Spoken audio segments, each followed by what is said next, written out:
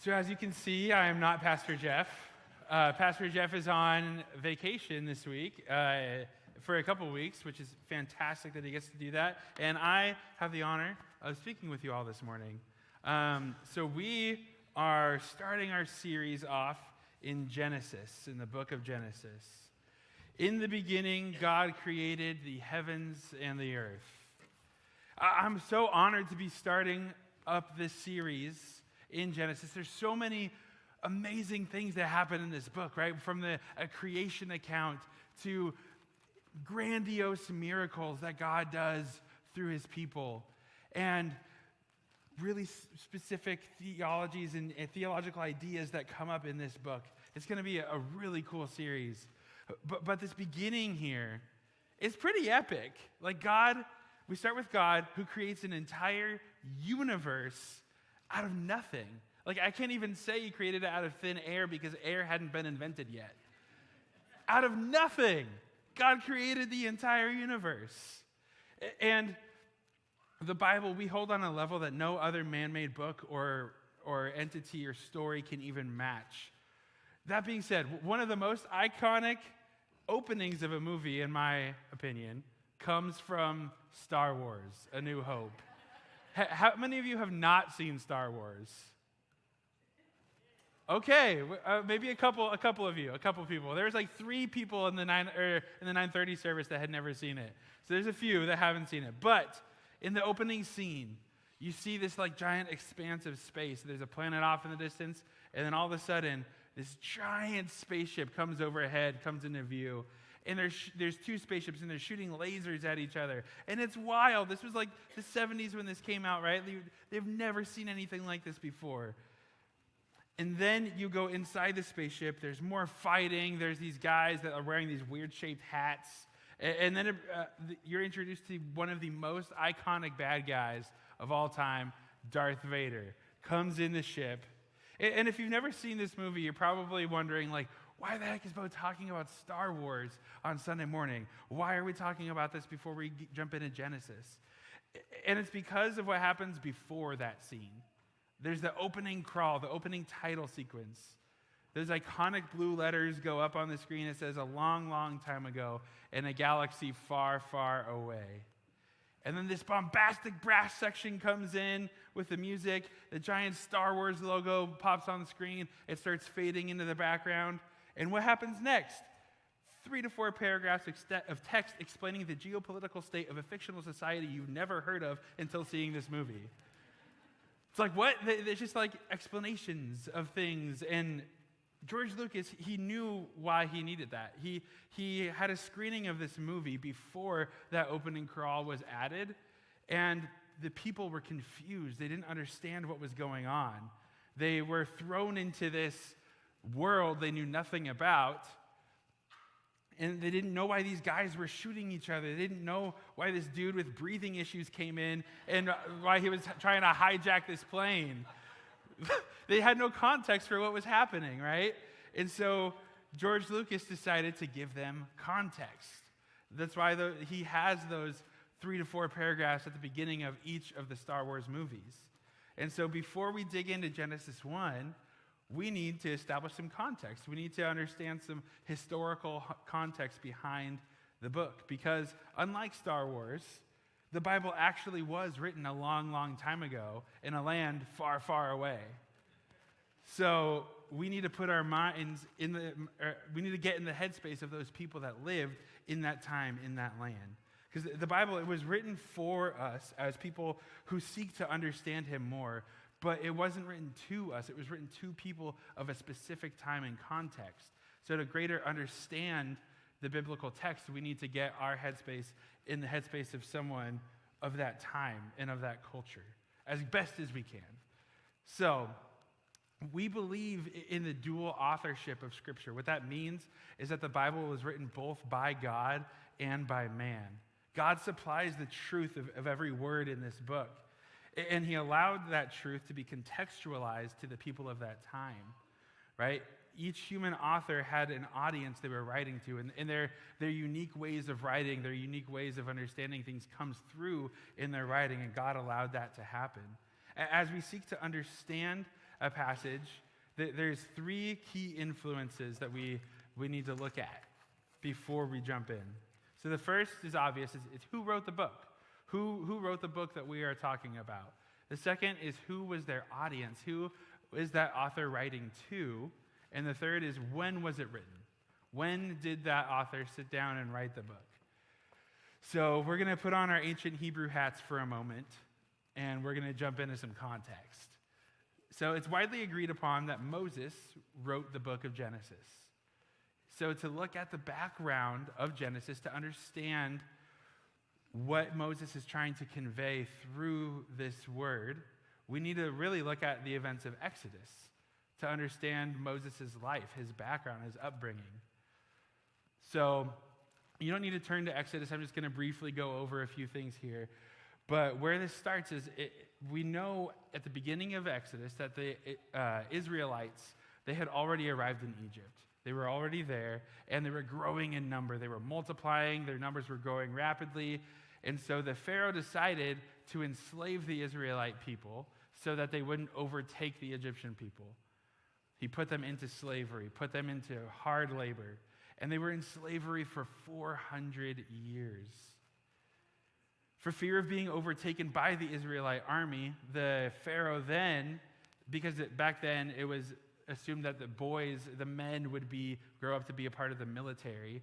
So for fear of being overtaken, the Pharaoh said that he was asking people to kill all of the newborn boys of the Israelite people. And that led to Moses' mother sending him down the Nile River in a basket, which led to Moses being raised as the son of Pharaoh's daughter. So this is the important part here. Because in Acts 7, verse 22, it says, "And Moses was instructed in all of the wisdom of the Egyptians, and he was mighty in his word and deeds." So we know that Moses was educated as an Egyptian. He would have been taught all about the Egyptian gods, about Ra, the sun god, and Osiris, the god of the afterlife. And they had a pantheon of over 2,000 gods that the Egyptians believed in. And Moses would have been taught about all of them. He would have understood what they were supposed to be over. And he would have been familiar with the Egyptian stories of creation and understanding of how they thought the world came to be, that these gods typically had disagreements or fights, and that created different aspects of the world. He would have known these stories and been taught these stories as a boy. And then fast forward a bit, God uses Moses to lead the Israelites out of Egypt. They see how powerful God is through the plagues that helped Pharaoh decide to let them go. Through the parting of the Red Sea when they were being chased down, they saw this expansive sea in front of them. They didn't know how they were going to escape. And God split the sea in two, and thousands of Israelites walked across on dry land. They saw water coming out of a rock that allowed them to have water to drink. Yet they still decide to build an idol like the Egyptians do. They still decide to worship something that is not Yahweh, that is not God. And it's sometime towards the end of this later part of Moses' life that he writes Genesis. And so this context that we need to understand as we enter into Genesis is, one, it was written by Moses, someone who was raised up by the Egyptians, who would have understand their way of life, who would have understood their thinking about how the earth came to be, their understanding of the different gods. Two, it was written to the Israelite people who also would have had some understanding of the Egyptian gods because they grew up in that area, and they had seen God move. They had seen God work miracles, yet they still chose to worship something that was not Yahweh. And then three, it was written to the Israelites while they were in the desert. So as we jump into Genesis 1, there's so many different rabbit trails we could jump down, so many different things we could talk about. There's a bunch of really cool truths here in Genesis 1. But I want to help us read Genesis 1 from the point of view of an ancient Hebrew reader, to see what truths Moses was trying to relay in this passage. Because while this is a creation account, while this does speak to how the world was created, it also is revealing core theology through Moses' words, even in this first chapter. So let's jump in. Genesis 1, verses 1 and 2. If you haven't found it yet, it's the very first book of the Bible. In the beginning, God created the heavens and the earth. The earth was without form and void, and darkness was over the face of the deep, and the Spirit of God was hovering over the face of the waters. So right away, Moses comes in with that 1-2 punch. He's saying, you may have believed, you may have seen all of these other gods that the Egyptians worshipped, but no, there is one true God, and he created everything. It doesn't matter what those other stories say. It doesn't matter what the Egyptians thought about the creation of the universe. There is one God that created it all. And he gives us this reminder right off the bat that God is different than us, because the word here that is used for to create, is the Hebrew word bara. In that word, it also conveys this idea of bringing things to order, bringing order out of chaos. It conveys this idea of determining the function of things. And this word is only attributed to Yahweh. There is no place in Genesis where a human creates something, makes something, and the word bara is used. There's other words that are used, like asa, to do or to make. But bara is only used when talking about God, when talking about Yahweh. And so right off the bat, Moses is saying, God is separated from, he is different than us. He is greater than we are. Only he can create in the way that he creates. And then we jump in to the days of creation. So there's 7 days of creation, right? The seventh day is rest. But the first 3 and the second 3 days, they actually kind of coincide with one another. They correlate to each other, because the first 3 days of creation, God is creating functions of the universe. And the second 3 days of creation, God is filling the universe with things that participate in those functions. So we're going to take a look at this. Day 1, in verse 3, it says, "And God said, 'Let there be light,' and there was light. And God saw that the light was good, and God separated the light from the darkness. God called the light day, and the darkness he called night.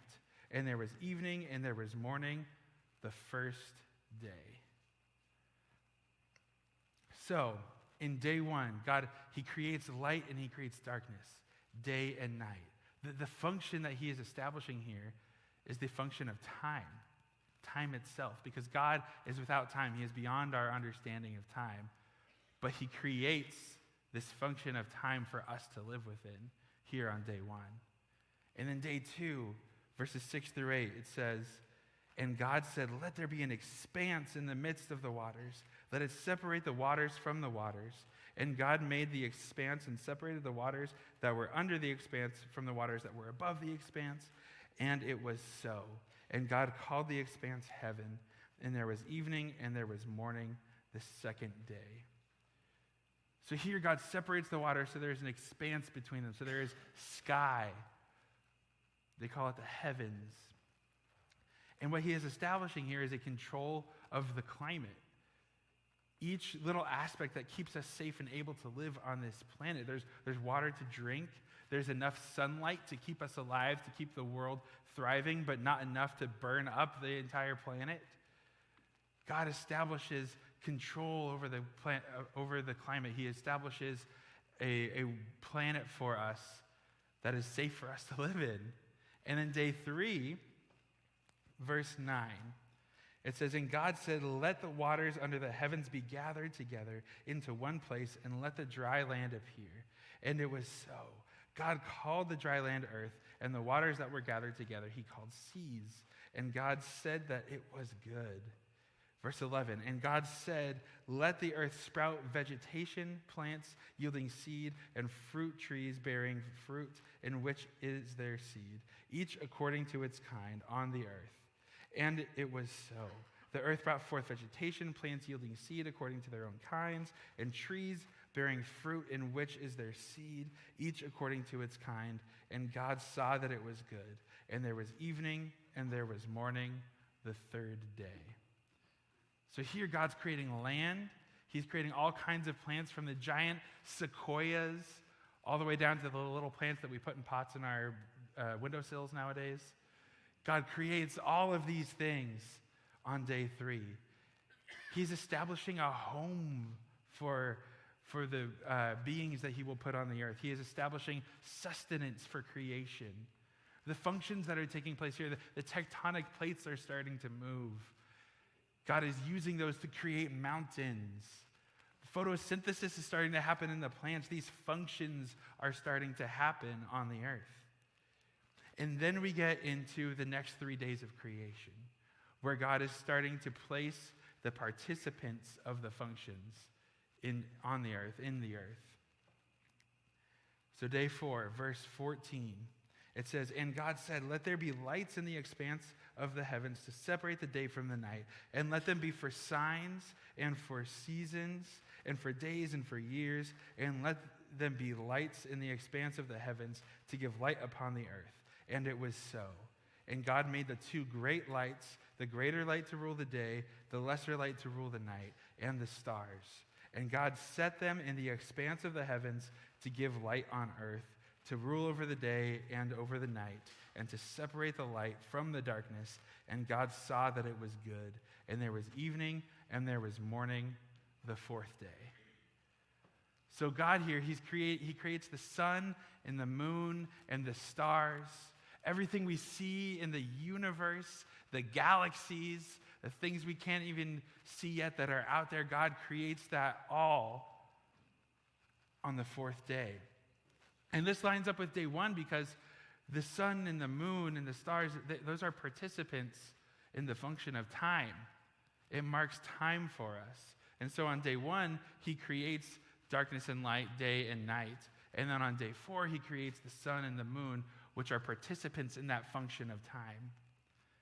And then day 5, verse 20, it says, "And God said, let waters swarm with swarms of living creatures, and let birds fly above the earth across the expanse of the heavens. So God created the great sea creatures and every living creature that moves, with which the waters swarm, according to their kinds, and every winged bird according to its kind. And God saw that it was good. And God blessed them, saying, be fruitful and multiply, and fill the waters in the seas, and let birds multiply on the earth. And there was evening, and there was morning, the 5th day." And so God here, he creates the birds and the fish, everything from the little dodo bird hopping around to the giant squid that's in the waters, or my favorite sea creature, the narwhal. The unicorn of the sea, except it actually exists. God creates all of these on day 5. These are participants in the function of the waters in the sky, because on day 2, he separates the waters. So there's waters below, and then there is the sky for the birds to fly in. And so day 5, he creates the participants of that function. And then day 6, we have the living creatures. Verse 24, it says, "And God said, let the earth bring forth living creatures according to their kinds, livestock and creeping things, and beasts of the earth according to their kinds. And it was so. And God made the beasts of the earth according to their kinds, and the livestock according to their kinds, and everything that creeps on the ground was according to its kind. And God said, it was good." And so here, God's creating everything from the hopping kangaroos to the big giant elephants to a little prairie dog or the moles that we have to get out of our lawns. It's like, why did God have to create the moles or ants? But I know there's a reason. There's a reason why God created those creatures. And all of these were created on day 6. And then we get to verse 26. Also on day 6, where it says, "Then God said, let us make man in our image, after our likeness. And let them have dominion over the fish of the sea, and over the birds of the heavens, and over the livestock, and over all the earth, and over every creeping thing that creeps on the earth." And verse 27, "So God created man in his own image. In the image of God he created him. Male and female he created them." So what Moses is trying to convey here is there is a distinct difference between the creation of man and the creation of every other thing that we just read. So in the Hebrew, the words that are used for all the other days of creation are different from that word bara. That word bara appears in verse 1, and then he uses either the word asa, which means to do or to make, or the word for to form. And then when we get to verse 27, that's when we see that word again, bara. And Moses is doing that to convey that there is a difference, a distinct difference between us as humans and the rest of creation. Another way he shows this is he says this 3 times. It says, so God bara man in his own image. In the image of God, he bara him. Male and female, he bara them. 3 times in a row. No other place in Genesis 1 does it say God created something 3 times in a row. There is a distinction in the creation of man. And the most important distinction, the reason for that distinction, is that we are made in the image of God. We know this distinguishes us from the other creatures, from all of the other creation. But what does it mean? What is the image of God? Some say it's like a quality or a trait that we can exhibit, our ability to be a certain way or to think a certain thing. And if this were true, then someone that was born with severe developmental issues or a mental disability, then they wouldn't have the image of God. But we know that they do. We know that they do have the image of God. So my grandpa, my papa, he was a great man of God. He was a man after God's heart, I would say, and he was a prayer warrior. He was someone that pored over the Bible, that studied the Bible. He put his love for God into everything that he did. He had a business where he took care of lawns, a lawn care business up in Linden. And if you know Linden at all, you know that like they love their pristine lawns. Like it is super important to them. There was a rumor going around when I was a kid that if you let your lawn grow too high, that the police would come mow it for you. Never know if that was true or not, but that was a rumor. They love their lawns. And my grandpa, my papa, he took pride in showing that he was bringing honor to God in everything that he did. And then when I was 13 years old, he had a massive heart attack and suffered severe brain damage. And he was a different man after that for about 7 years until he passed away. But did he lose the image of God when that happened? No, he was still made in the image of our Creator. He still bared that image of God, even though he lost that mental capacity. Some say that the image of God is our soul or our spirit that is in the image of God.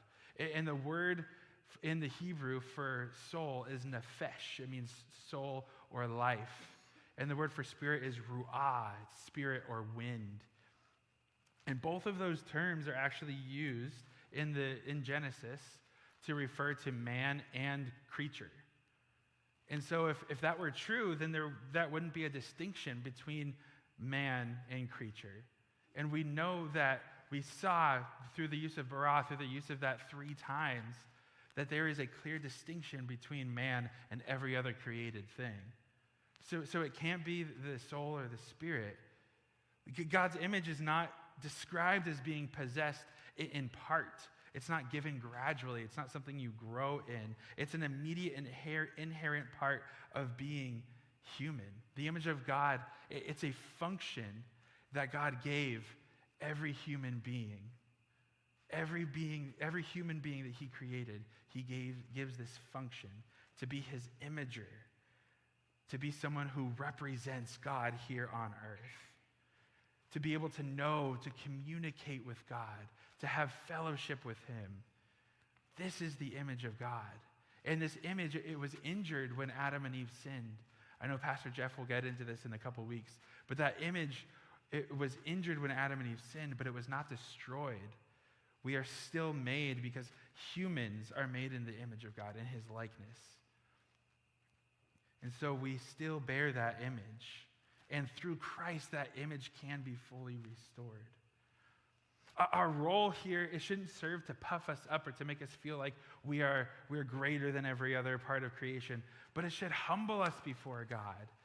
Because God created everything in our universe, to the great galaxies, all the way down to the atoms that are in everything.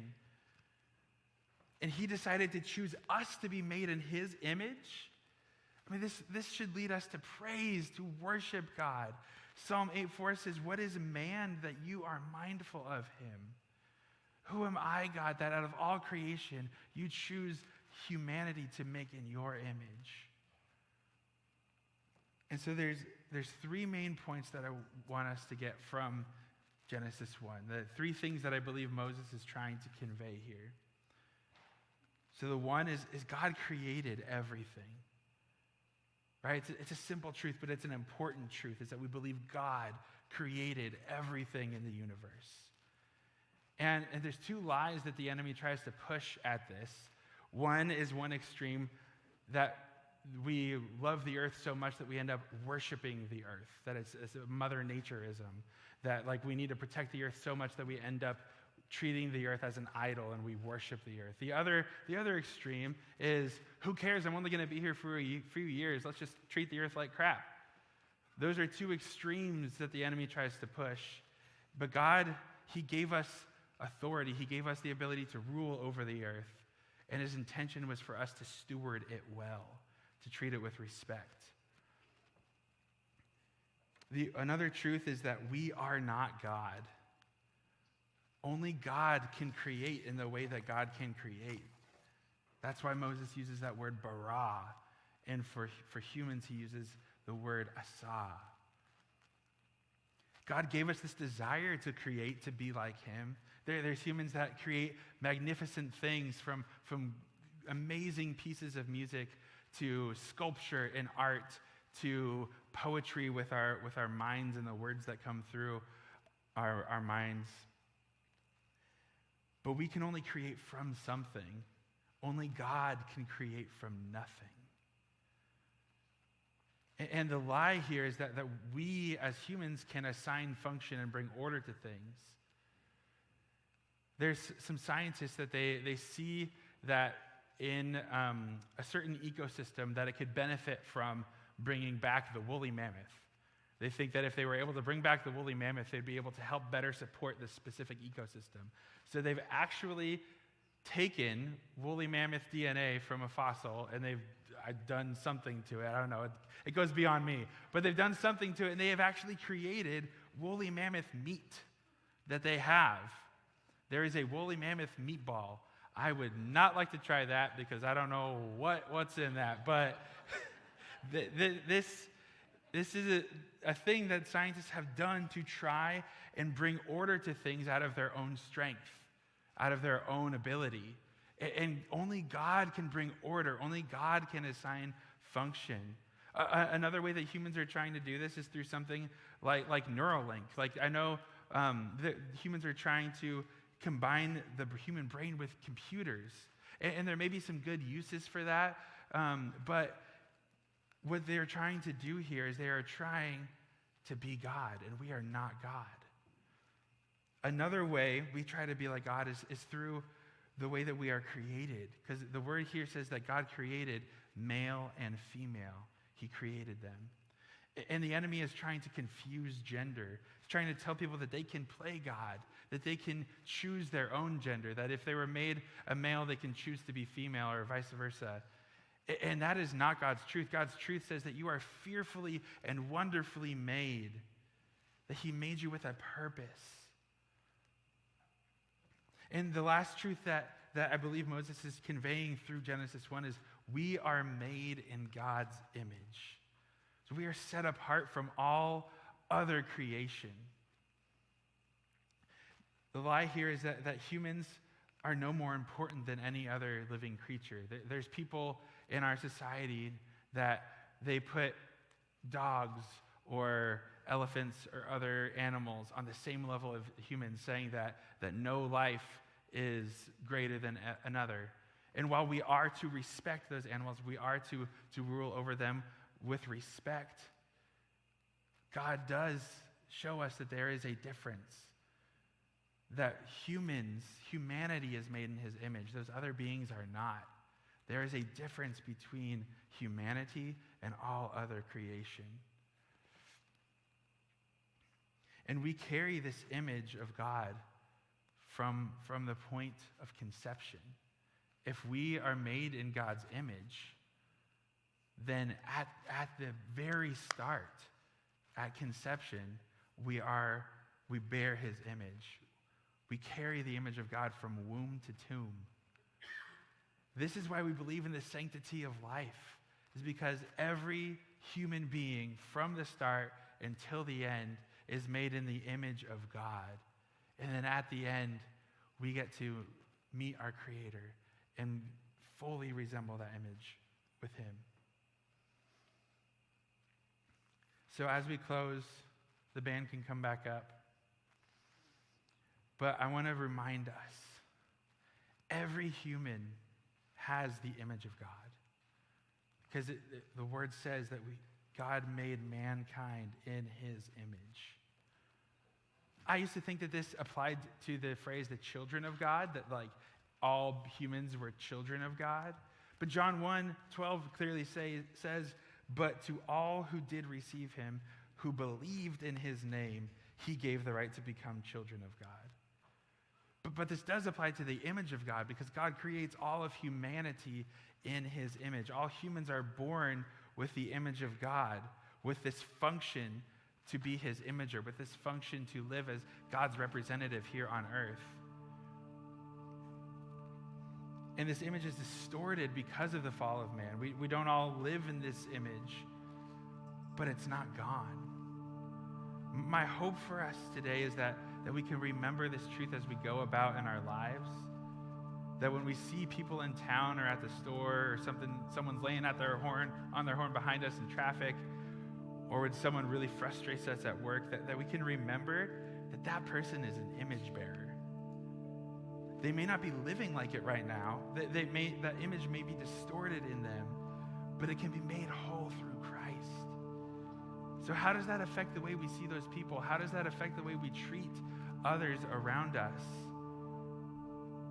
Are we going to be rude to them because they're rude to us, or are we going to say, hey, you are an image bearer who needs Christ, who needs Jesus to be made whole? God, I thank you for your word. I thank you for your truth this morning, and I pray that you help us to see others as you see them. Help us to treat others in a way that resembles the way you see them, Lord, as your creation. Because we believe you created everything. Each person on earth you created. So God, help us to live in that. Help us to